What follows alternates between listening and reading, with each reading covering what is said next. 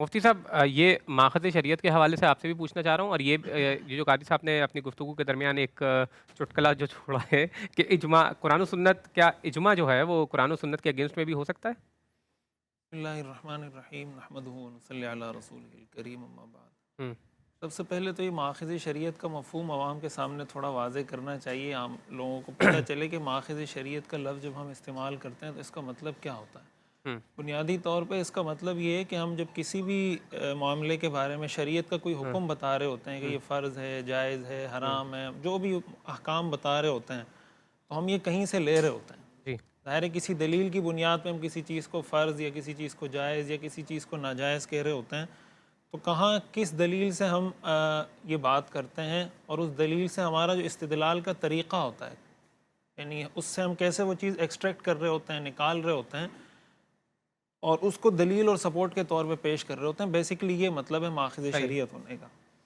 جہاں تک قاری صاحب نے بات کی، چاروں دلائل اہل السنہ والجماعہ کے نزدیک مسلم ہے، ہوں قرآن ہے، حدیث ہے، اجماع ہے اور قیاس ہے، اور قرآن کریم اور احادیث سے ان دلائل کا دلیل شرعی ہونا وہ ثابت ہوتا ہے۔ صحیح ہے۔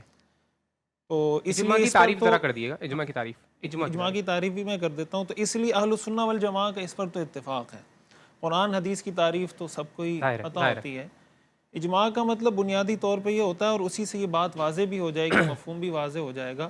دیکھیں قاری صاحب نے جیسے بات کی نا کہ قرآن حدیث میں چیزیں وضاحت کے ساتھ بتا دی گئی ہیں، تو حدیث شریف میں رسول اللہ صلی اللہ علیہ وسلم نے یہ بھی فرمایا لا تجتمع امتی علی ضلالۃ، کہ میری امت گمراہی پر جمع نہیں ہو سکتی۔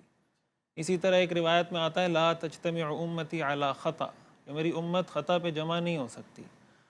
تو خود جو ہم نے دلیل شرع، جو دو دلائل شرع بتائے قرآن حدیث، اس میں سے جو دوسری دلیل ہے وہ خود یہ بتا رہی ہے کہ قرآن حدیث کے خلاف اجماع نہیں ہو سکتا۔ اچھا یعنی یہ حدیث یہی بتاتی ہے نا، اس حدیث کا کیا مطلب لا تجتمع امتی علی ضلالہ، کہ امت کے سارے لوگ گمراہی پر جمع ہو جائیں۔ ظاہر ہے قرآن حدیث کے مقابلے سے بڑی گمراہی اور کیا ہوگی؟ صحیح۔ کوئی آدمی قرآن کچھ کہہ رہا ہے، وہ کہہ نہیں قرآن یہ کہہ رہا ہے میں یہ کہتا ہوں۔ ہم اگر کسی ایک ایسا عام، اجماع ایکسیپٹیبل نہیں ہے۔ نہیں ظاہر ہے کیسے نہیں ہے، ایکسیپٹیبل ہوگا نہیں ایسا کر سب۔ اجماع؟ تو اس لیے فقہائے کرام، ہم جب بات کرتے ہیں اجماع کی، تو اجماع کا مطلب یہ تھوڑی ہوتا ہے کہ کوئی بھی عام آدمی، گلی محلے کا آدمی یا گلی محلے کے 50، 100، 1000، 10,000 لوگ اجماع کر لیں کہ یہ چیز جائز ہے، یہ ناجائز، جن کو دین کا علم ہی نہ ہو۔ ہم جب اجماع کی بات کرتے ہیں تو اجماع میں اعتبار ان لوگوں کا ہوتا ہے جن کو ہم مجتہدین کہتے ہیں، جو قرآن کے ماہر ہوتے ہیں، حدیث کے ماہر ہوتے ہیں، فقہ کے، اصول تفسیر، اصول حدیث، جو بھی علوم ہیں، علوم عربیت کے ماہر ہوتے ہیں۔ اور ان کا بنیادی مقصد یہ ہوتا ہے کہ کسی طرح امت کو، انسانیت کو قرآن و حدیث سے جوڑا جائے۔ ان کی ساری زندگی کا حاصل وصول یہ ہوتا ہے، ان کی محنتوں کا محور یہ ہوتا ہے کہ بھئی انسانیت کو قرآن و حدیث سے کیسے جوڑا جائے۔ تو آپ مجھے بتائیں جس آدمی نے یا جن شخصیات نے، جن مجتہدین نے اپنی ساری زندگی کا محور اور مرکز اس بات کو بنایا ہے کہ قرآن حدیث سے، اللہ اور اللہ کے رسول سے انسانیت کو جوڑا جائے، تو ان کے بارے میں یہ بات کہنا ہے کہ فقہا، مجتہدین کسی غلط بات پر قرآن حدیث کے مقابلے میں اجماع کر لیں گے، میں سمجھتا ہوں یہ بہت بڑی، یعنی میں تو اس کو بہت بڑی جرت سمجھتا ہوں۔ اور یعنی اتنی بڑی شخصیات کے مقابلے میں ہم یعنی اپنے بارے میں یہ ایکسپیکٹ نہیں کرتے۔ میں قاری صاحب سے یہ ایکسپیکٹ نہیں کرتا، قاری صاحب مجھ سے بھی ایکسپیکٹ نہیں کرتے ہوں گے کہ یار میں قرآن کے خلاف کھڑا ہو جاؤں گا، حدیث کے خلاف کھڑا ہو جاؤں گا۔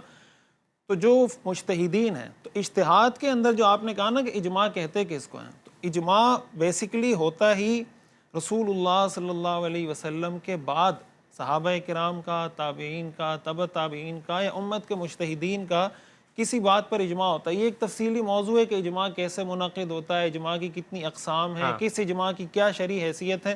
ظاہر ہے کہ وہ اس مختصر وقت بات میں واضح ہو گئی۔ سارے اقسام پہ بات نہیں ہو سکتی، لیکن بہرحال اصولی طور پر اتنی بات طے ہے کہ جو دلائل شرع ہیں، ماخذ شریعت ہیں، وہ یہی چار ہیں، قرآن ہے، حدیث ہے، اجماع ہے اور قیاس ہے۔ باقی اس کی مزید تفصیلی اس پہ بات ہوتی ہے تو انشاءاللہ پھر ہم اس پہ مزید آگے چل کے بات خوب۔ کریں گے۔